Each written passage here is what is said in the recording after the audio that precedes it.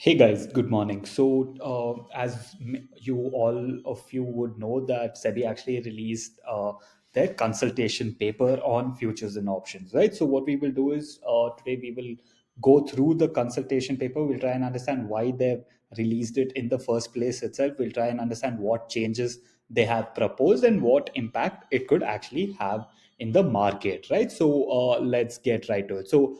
This is the consultation paper. You would be able to easily find it on the internet. If you don't, just ping us on Telegram and we'll send you a copy, right? So it's an 18 pages approximately consultation paper, and I've gone through it. You can also certainly go through it yourself, but I've tried to make a more simpler summary of the entire consultation paper released itself, right? So yes, so we'll try and understand first why they have even put this paper out, right, and why they want to actually bring changes into the market, right? Two things before the consultation itself is that one, we know that the market regulators, so SEBI already barred MIIs from, that is nothing but market infrastructure institutions, from offering discounts to the brokers based on trading volume, right? So they use brokers, big brokers usually used to get kickbacks because they used to produce a lot of F&O volumes itself, right? So that from October 1st, the brokers will not get that additional benefit, which might impact their revenue, right? And during the recent budget, we also saw STT tax being increased on every trade that you take itself in the F&O segment, right? Those are two implementations that are already being taken and which will be effect from October 1st itself, right? And more recently is the SEBI consultation summary, right? I mean, paper. So yeah, the basic idea on why they've released this itself is that data, what it says is between 2023 and 2024, almost 50 to 60,000 crore in household savings have been lost during F&O trading itself, right? And what they are suggesting is that this money, instead of losing it in F&O, mainly being through speculative, you can rather put it in mutual funds itself, right? So that is what they are suggesting the retail traders, right? And right now the data says that retail investors alone account to 50% of the trading volumes in index derivatives, right, which is huge, right? So 50% of entire volume is only through retail traders, right? So yeah, so this the changes that are proposed by SEBI in the consultation, we will come to, right? So what the current data also says is that in 2023-2024, there are currently 92.5 lakh unique traders who traded in index derivatives, right? So almost it's coming up to a crore unique traders itself, and out of which they have seen that 85% have made a loss during 2023 to 2024 itself, right? So yes, coming to the proposed changes, right? So this is why they are proposing these changes, because many of them, most of them are losing money in the markets, and it rather be spent somewhere else is what is being suggested, right? So the first change that they want to propose, right? That is nothing but number of strikes prices for options, right? So one thing also to keep in mind is whatever this consultation paper has stated is only for indices, right? So your Nifty, Bank Nifty, Bank X, Sensex, anything, right? So it is not regarding stock options. So there's nothing clear regarding stock options as of yet, right? So one thing, yeah. So the first proposal is number of strike prices for options, right? So currently Nifty has around 70 option strikes, right? So that is almost 35 above and 35 below, right? And similarly, Bank Nifty has around 90 option strikes, right? And this roughly covers 7 to 8% range from the ATM, right? So the number of, for example, if you take Nifty, the 70 strikes, 35 and 35 below, roughly covers up to 7 to 8% from ATM. For example, 25,000 that is currently running in Nifty, right? So what change they are proposing currently is that they do not want more than 50 strikes for indexes, right? So currently 70 for Nifty and 90 for Bank Nifty will be reduced down to 50, right? And second, currently in Nifty or any indices, it's uniform intervals, right? For example, Nifty, the strike intervals are in 50, right? So 20,000, 20,000 50, 20,000 100 is the strike prices, right? So what they are saying is that that will be changed as well, where up to 4% from the current ATM, it will be uniform, which is 50 at the moment. And after 4%, that is between 4 to 8%, it will not be uniform, right? So the interval may or may not be in terms of 50 itself. This is considering the example of Nifty, it can change.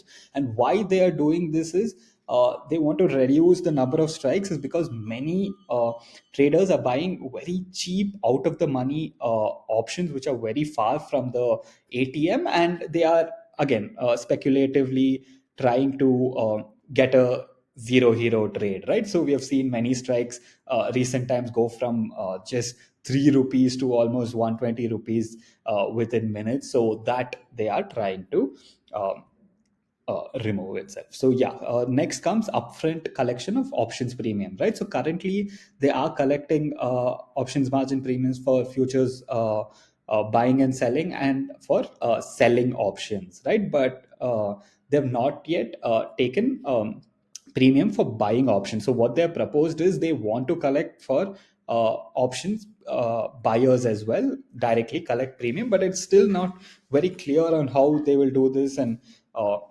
how the impact will be as well. They've just stated that they will be collecting, right? Third is removal of calendar spread benefit, right? So for an example of a calendar spread benefit would be that if you are currently trading Bank Nifty, today is the expiry.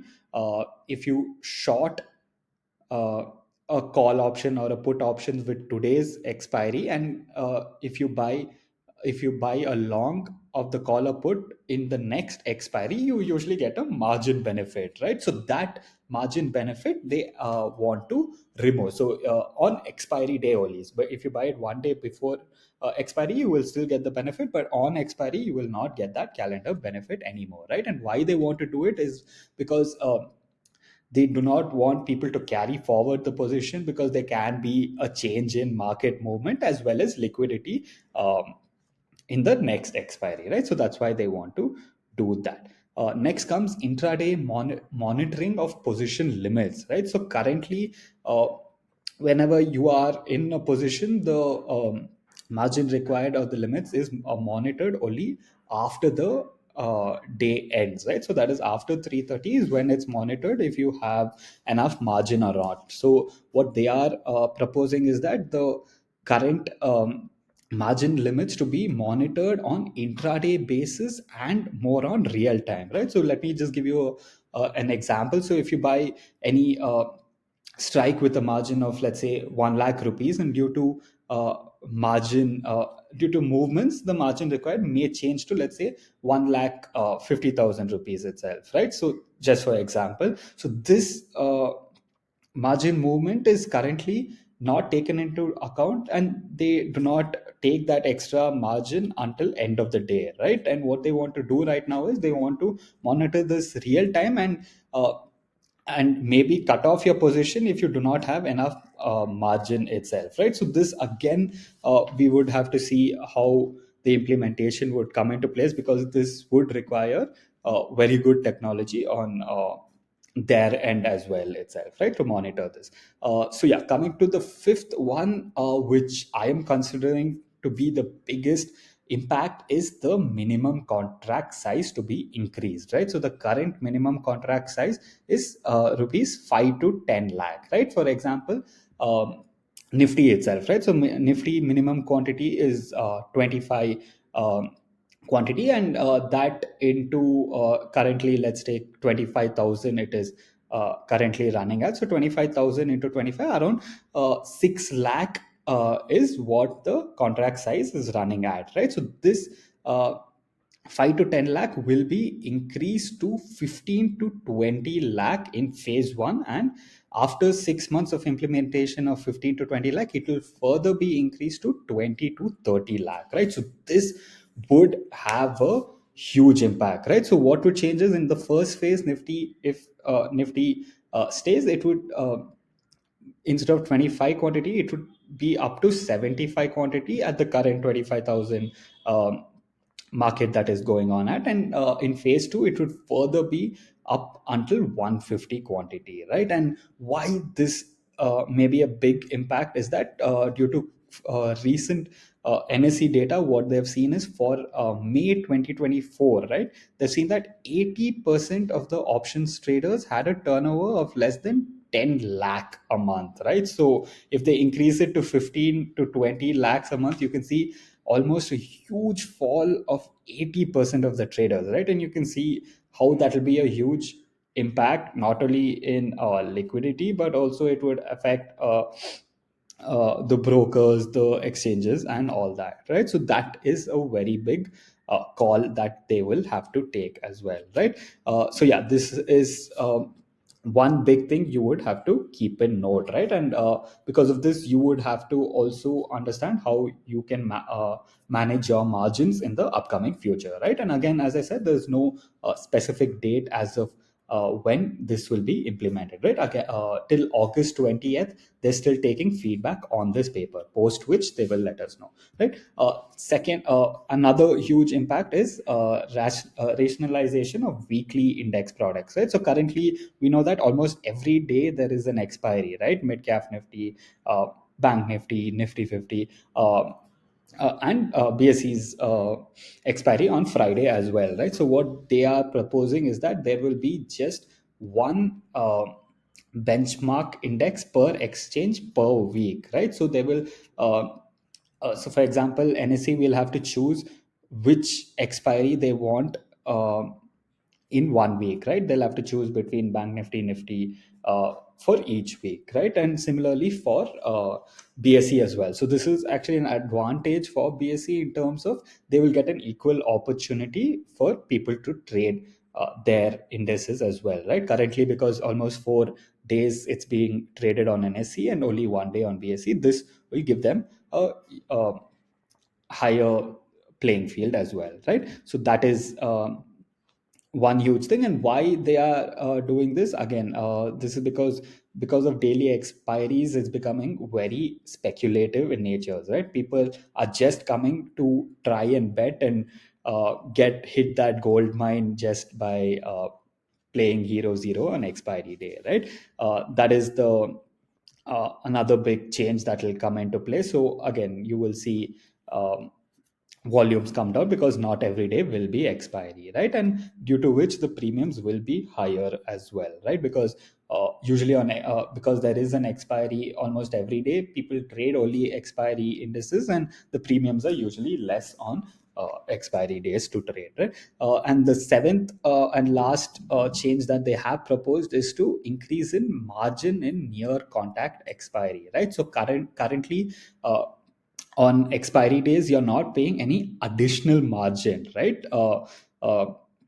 As of today, but what they are proposing is that 1 day before expiry they want to add an extra margin of 3%, and on expiry day an extra margin of 5%, right? So this would basically say that you would literally need more margin for 1 day before expiry and 1 day on expiry for trading these index derivatives, right? Options, that is. So yes, so these are the seven major points in the not major points that SEBI is considering to change. So until August 20th, they are taking everyone's feedback. So you can go to SEBI's website and give your feedback on this as well, right? So yes, that is the idea on the SEBI consultation paper. Let me know in the comments below on